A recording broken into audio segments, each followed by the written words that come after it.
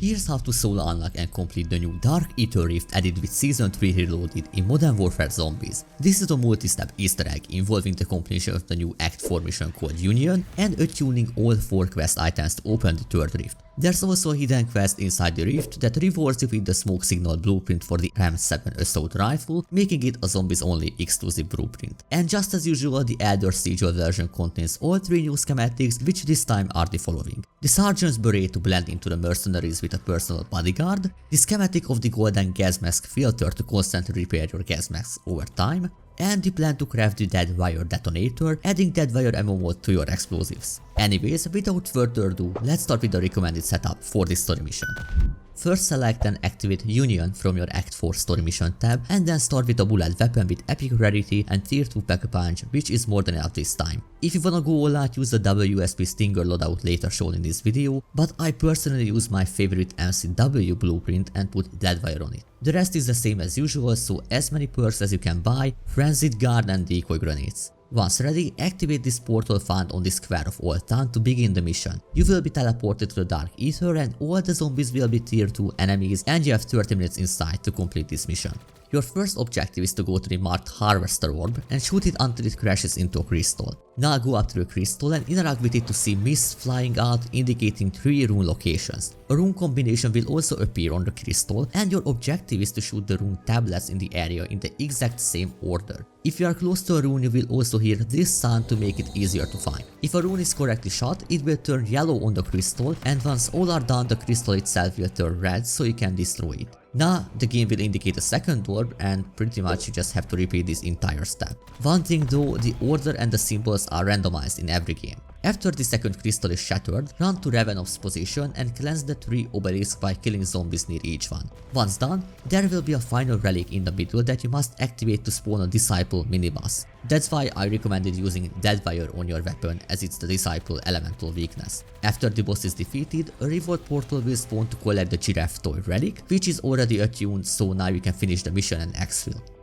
Now your goal is to get the remaining 3 relics and attune them in your next game, so you can place all 4 on the pedestals in the new Dark Ether Tornado. You can do all 3 in one game and bring in the already attuned toy if you want to, or you can also play safe, do them one by one, save them in your stash and only bring them in once you are ready to open the rift. But now let's start with the first purple item. Head over to I-7 to this big manor called Zohor Ranch, and this makes a lot more sense if you have depth perception, but it's not necessary. So with that perk active, you can actually see footsteps leading to the bedroom, and that's where you have to go and just lie down next to the bed and interact with this box. This will spawn a reward reef with a purple version of the imaginary friend drawing, and you have to collect it. To get the next item, you must have a friendly Hellhound companion. There are 2 ways to get one. The first is using a dog bone. The other one is gathering flesh chunks from zombies ran over by an ACV, killed by explosives or by super heavy damage, and then putting the chunks inside of a doghouse. If you wanna do this method, you can see all possible doghouse locations on this map, which you can also download from the description. Just remember, the doghouse requires the same amount of flesh as the tier you find it in, so 1 chunk in tier 1, 2 in tier 2, and 3 in the high red zone. Once you have your doggo, find a mercenary camp and kill every enemy except the sergeant. Your Hellhound must be the one who kills this enemy. If done correctly, upon his death a reward reef with a purple version of the laptop with stickers will spawn, and you have to collect it. And now moving to the last item, you must kill around 50 zombies inside the Ether Storm. You don't have to kill the Stormcaller, only normal zombies. Once you have enough kills, the reward reef with the purple version of the Science Journal will spawn, and you are free to collect this final item.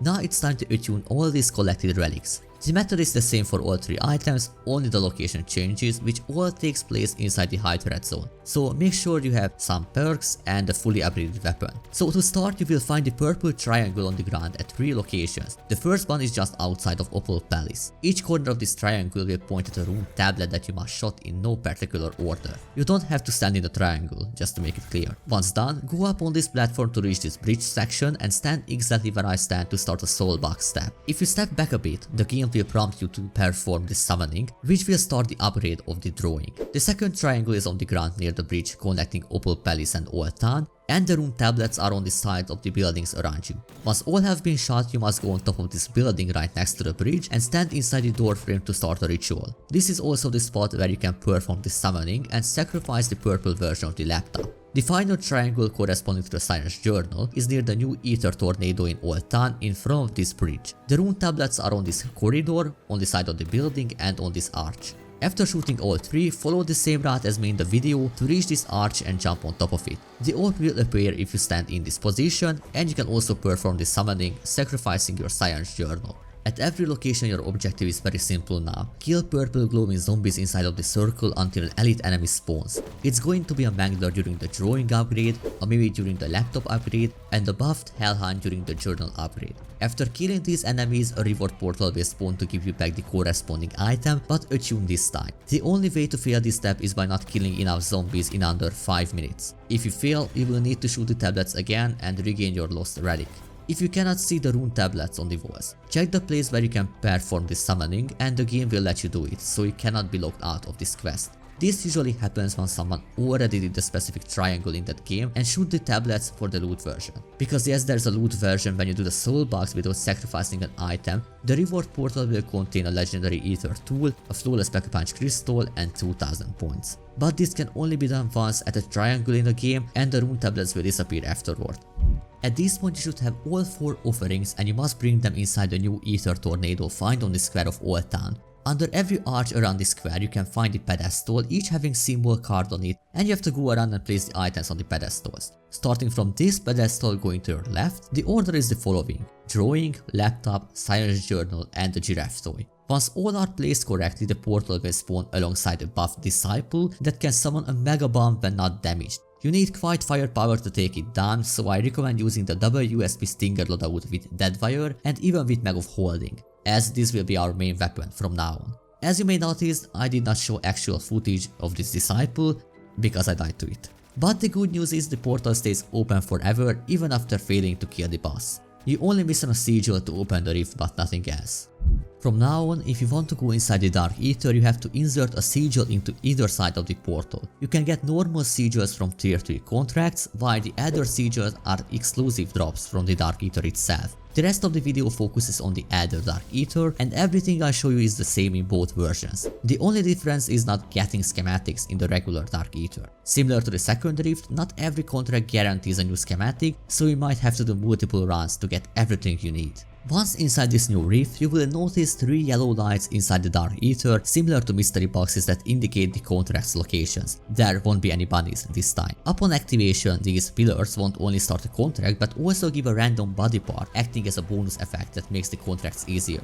But before we jump straight into the contracts, here's my recommended setup. The crossbow with this loadout, and to make it more viable, use Napalm Burst on it. I highly recommend using the WSP Stinger as your secondary weapon as shown before. And just for safety, you can put the VR11 and the Pack-a-Punch crystal in your backpack for later use during the ACV contract. Energy mine, 6 to 8 or even 10 Casimir grenades and the Serenity turret are must-haves. And the golden armor plate is super nice, but this one is up to you. In this image you can see the map of the Dark Ether with the exfil, contract and spore locations, and they are always in the same spot. So after respawning to the Dark Ether, I would recommend going to the yellow light on your left, this one being the big bounty contract. Go towards the beam until you reach the pillar and clear the area to activate the contract. This one will give you the mind-blowing revelation item, a head making yellow outline zombies explode if you kill them with headshots. The enemy will be a mega bomb in this contract, but no worries, the crossbow is built for dealing with it. In the background footage you can see that standing on an elevated platform or rooftop makes the mega bomb keep opening its mouth, making it a clear target. To deal with the huge wave of zombies, throw Casimir grenades, which is a must to do if you decide to fight it on the ground. I would advise staying on an elevated place and spam its smite when it does the laser beam attack, because shooting it then has a damage multiplier. Anyway, upon a successful elimination, a reward will spawn with a chance of containing a new schematic. Next we have the Outlast contract, and this is the yellow light on the right side of the map. The pillar gives you the numb foot item, a severed leg, that will make you run faster. The PND for the Outlast contract is right next to you and you have to survive inside this area. Try to rely on your crossbow instead of the Casimirs because you will need those later. If you have completed the previous rifts, you should have a good idea what to expect here. One tip though, you can camp in front of the staircase and the contract will still progress. And when it's over, a reward will spawn again and you have the chance to get a new schematic. Lastly, you can find the escort contract at the bottom area of the map on top of a building. The pillar gives you the Atomic Hunter item, a severed hand, and this one marks random enemies with green glowing effect. If you kill those enemies, they guarantee to drop a new power up, so by utilizing this you don't actually need the VR11 to heal the ACV. Although in solo it helps a lot, so I would still recommend either tossing away your crossbow at this point, which is super risky, or whenever the ACV is super damaged, and I mean super damaged, you quickly equip the VR11 from your backpack with a Pack-a-Punch crystal, heal the tank and grab back your weapon. A few other tips besides always focusing on the green glowing enemies and spamming your crossbow. You can find an ammo refill in front of the tank at the first vortex, so use it if you are running low on ammo. Try to save 1 or 2 Casimirs in your inventory even after finishing the mission, so throw 1 or 2 at every vortex. Also use your energy mine whenever it's ready every single time. There won't be any mega bounce during this contract, just an intense amount of manglers, mimics and disciples. Once you successfully defend the ACV at the bridge, a reward portal will spawn with a chance to get a new schematic again. At this point only the secret blueprint remains, and here's how to get it. If you jump across the bridge to your right where the escort contract ended, you will see a spore. There are 4 spores on this middle island, 3 smaller ones like this and a bigger one called the heart in the middle. Your objective is to destroy the smaller ones first so that you can access and destroy the heart.